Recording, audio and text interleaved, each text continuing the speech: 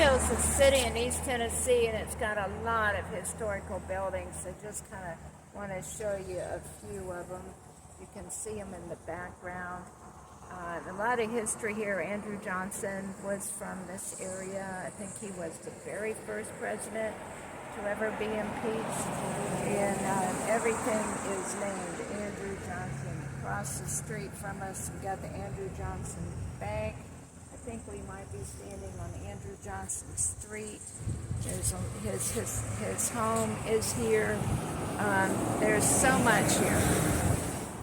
And one of the landmarks here in Greeneville, Tennessee is this old church that has a cannonball stuck in the side of it. If you look real close over the light on the right-hand side of the front door there, there's a cannonball. It got there during the Civil War, and it is still there to this day. See if we can get a little bit closer so we can see it better. You gotta watch for the traffic though. If you're looking for it, it's at the corner of Church Street and Main Street. It's the Cumberland Presbyterian Church.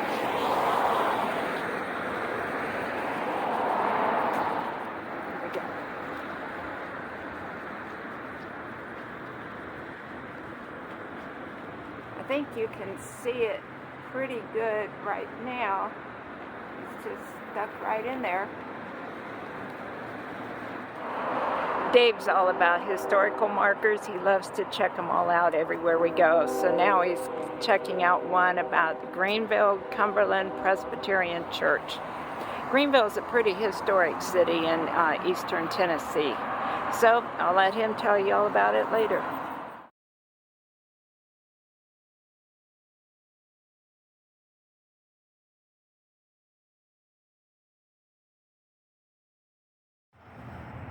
Believe it or not, this is actually a monument erected to the Union soldiers from Greene County who enlisted in the Union Army during the Civil War. It's something you don't see too much of in the South, is monuments to the Union soldiers, but here in Greene County we have one. One of the interesting things about Tennessee is the three distinct geographical and political districts. Western Tennessee and Middle Tennessee, having larger farms, was pro-slavery before the Civil War and wanted to succeed. Eastern Tennessee remained pro-Union because of their smaller farms, and they did not have the slaves that the other districts had. Thus, they stayed basically a Union stronghold throughout the Civil War. Dave just found another historical marker he wants to check out. This is at a church on a side street in downtown Greenville, Tennessee. So again, he can tell you more about this. A little bit I can read from the sign. It says something about the death of John Morgan. I think it has to do with what was on that other sign. I'm not sure.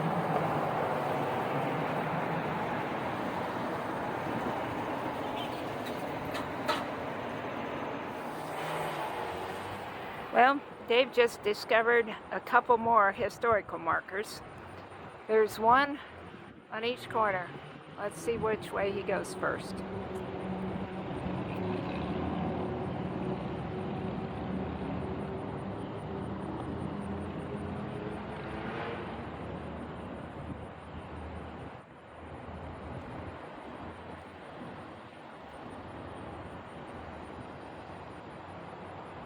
Okay, there he goes. He went to, this one over here says Benjamin Lundy. We don't know who that is, but we'll find out.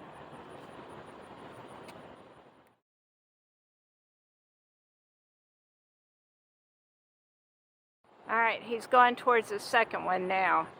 And it says something about Andrew Johnson, which is along with everything else around here.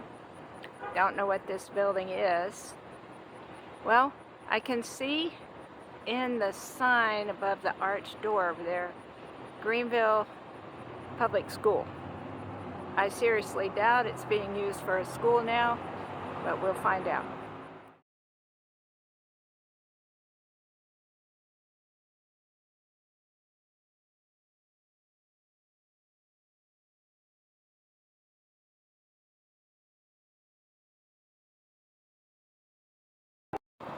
Looks like this building now, the sign out front says Roby Fitzgerald Adult Center. So I'm guessing they have adult activities in here during the day and in the evening.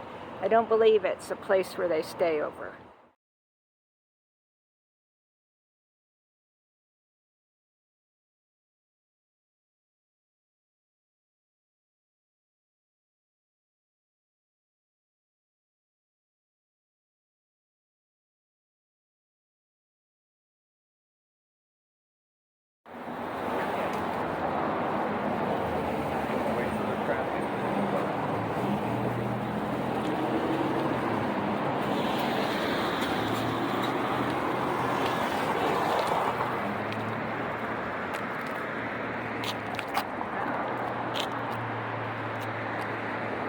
This is a street here in downtown Greenville that they're renovating the whole street, redoing a lot of the buildings on it. They're redoing the street.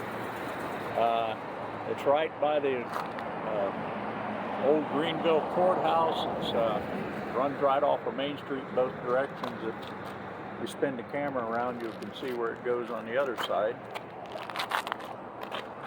But as you can see, they got a ways to go on it, but it should be done here in the near future. I think it's going to be one of those where they have all the outdoor seating and dining and the little nice shops. And there's a couple more historical markers over across the street. Dave's probably going to go check those out and tell us about them.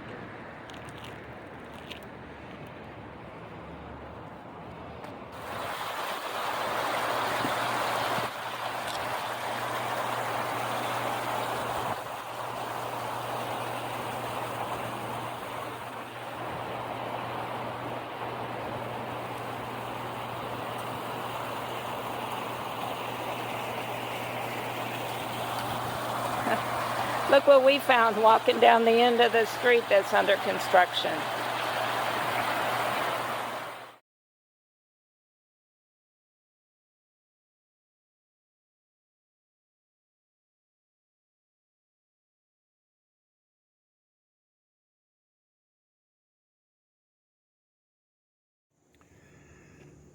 Getting some pictures here coming up to the main entrance of the Andrew Johnson National Cemetery.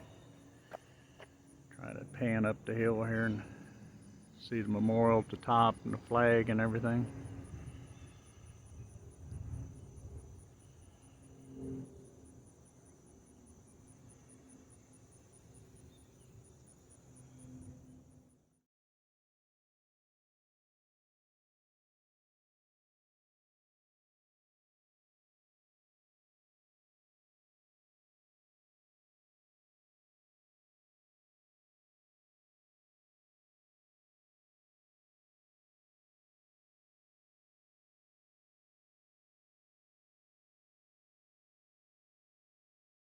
I just want to show you where we are today. We're in Greeneville, Tennessee at the National Cemetery named after President Andrew Johnson. He is buried here, him, his wife, and family, and you can probably see it up behind me. Well, maybe not. We'll get a little bit closer, but it's got a pretty big memorial to him and his family. Right now, I'm just walking down the steps just to look around a little bit. He wanted to be buried atop of this hill, and as we get up closer, I'll show you more of the monument. But he said he doesn't want anything but the Constitution for his pillow and the flag waving over him. But it's a beautiful setting, and as we walk around here, I mean, all these tombs are on the side of a hill, and some of them are, this one, the person was born in 1925 and died in 1962. I saw one earlier where they were born in the 1800s, but there's a lot of tombstones here. Like I said, there's a lot of tombstones here. Here's one that we're coming up on. It was somebody born in 1896 and died in 1918. And it's pretty impressive size of a tombstone. For these, I'm not sure the significance, but then you look at the rest and there are these little white ones. Andrew Johnson National Cemetery here. Take a few pictures and pan around for you. Andrew Johnson had purchased this land before he became president and had wished to be buried here. Later on, after him and his wife and his family was buried here, it became a national cemetery. There's now veterans interned here from all the way from the Civil War all the way up to the war in Afghanistan. So this is just a small section of it. It's made on a very high hill here in Greenville, Tennessee. Then during the Civil War, they used this hill as a signal mountain to send signals to the troops out in the field, since it was such a high and prominent field here, or a hill actually.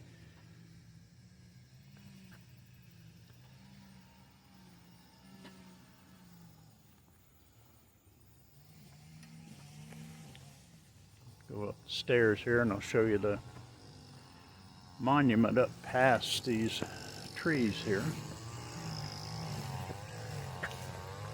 It's kind of noisy here today. They're doing some maintenance and weed eating and such. Showing you a little bit more of the cemetery here. It's kind of unusual that it's kind of a small for a national cemetery, but it's all built on the side of this hill here. I'll kind of see if I can pan out so you can see how far up here we are and how far you can see out in the distance, so you can see why they've used it to send signals and stuff. It's pretty well, you can see all four directions from up here. So All right, we're headed up towards where the memorial is for Andrew Johnson. Maybe the landscape man will get done. He can tell you a little bit about it. Also, we're going to walk around the circle here and get a better view of this whole area. You can see mountains in the background, in the clouds.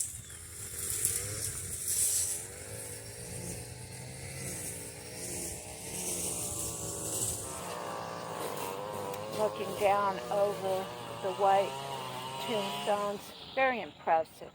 I guess maybe all the national parks do it this way. I've only ever been to a couple, and I just thought it was just those places. But if you look out, we're atop a hill. I think you can see pretty far down. And then you look up and look at the mountains. We're in Greenville, Tennessee, and we're touring the Andrew Johnson homestead and the house and the farm that he had. And if you look behind us here, you can see this. I guess it's a river. The water flowing down here. It's so pretty. It flows down here, but it actually is coming from. Let me turn around here a bit. You might be able to see that there's a little bit of a kind of a creek there. It's coming from a spring. He's got some cisterns, I guess, collecting the water. But we're going to walk around and tour the house here, and we'll have more pictures and videos of the house. I wanted you to see how pretty the location is here. It's got the nice fence. The park rangers did a wonderful job telling us history of the place. And Andrew Johnson purchased this property. I don't know how many acres it is, but he purchased it because it was just outside the city limits of Greenville, Tennessee. He was a governor, a state senator, and vice president and president. First president to ever be impeached, and the impeachment lost by 1 vote. The son-in-laws. This is the picture of the son-in-law that cast the 1 vote to keep Johnson from being impeached. I want to show you the top of this roof. See how they did the shingles on the roof? We've noticed that on several of these older ones. They just kind of hang over the top.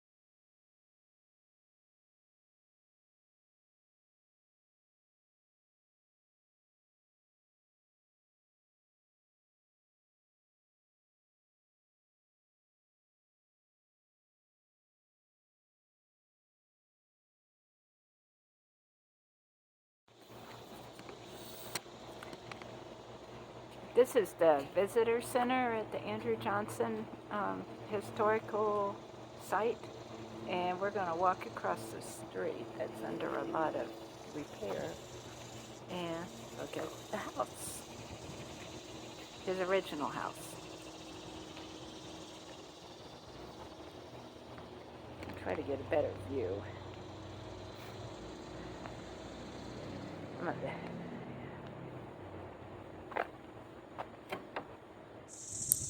Okay, we're walking across the street from the visitor center to the Andrew Johnson, his original house. We first visited the one where he lived in when he became president.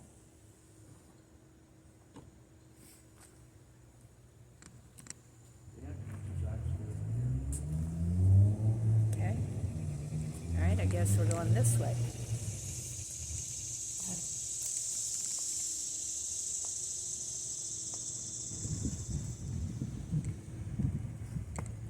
There's actually a lot of construction going on where they're redoing the streets and the sidewalks and stuff around here, so you kind of have to be careful with some of your steps.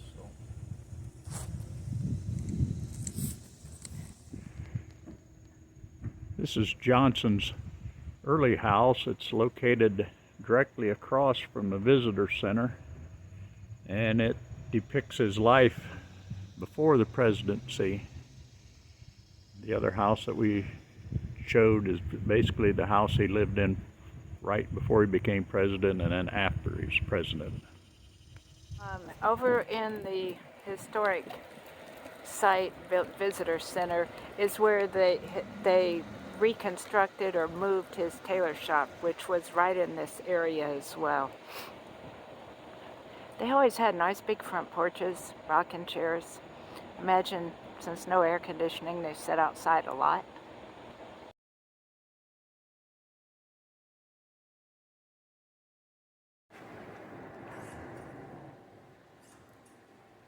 I'm going to get a picture of Robin here lifting one of his irons.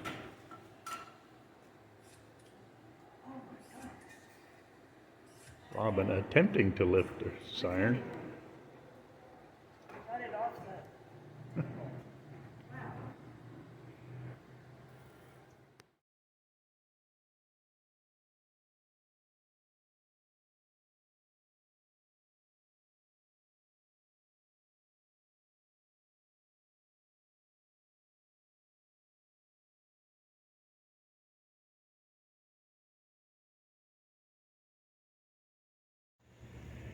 This is a replica of the original house where Andrew Johnson was born. In North Carolina, they built a replica of the original house, and since they wanted something here to fill out his whole life from when he was born till his death, they built a replica of the replica, and that stands here close to the Johnson Visitor Center. Now, this other cabin that sits here on the property It's really not part of the Johnson's house or property, but it was a cabin that belonged to another family, and it was in an area where they were doing a lot of logging and a lot of, it was in danger, so the historians moved it here. This is the Seth Babb log house. It was moved here in 2015 by the Babb family. The house was originally constructed in the late 1700s, sometime in the 1790s, where the original owner Seth and his wife raised 3 kids here.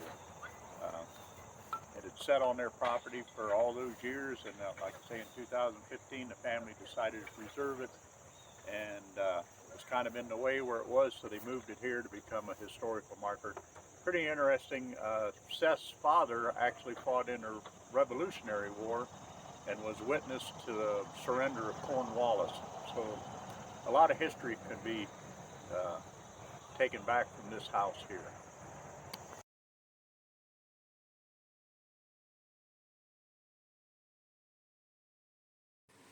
I remembered something about the state of Franklin that I wanted to add to the video.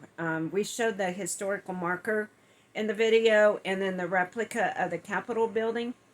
I thought it was pretty interesting. The state of Franklin was actually part of North Carolina. And they didn't agree with what North Carolina was doing, so they decided they were going to be their own state. And they lasted about 3 years.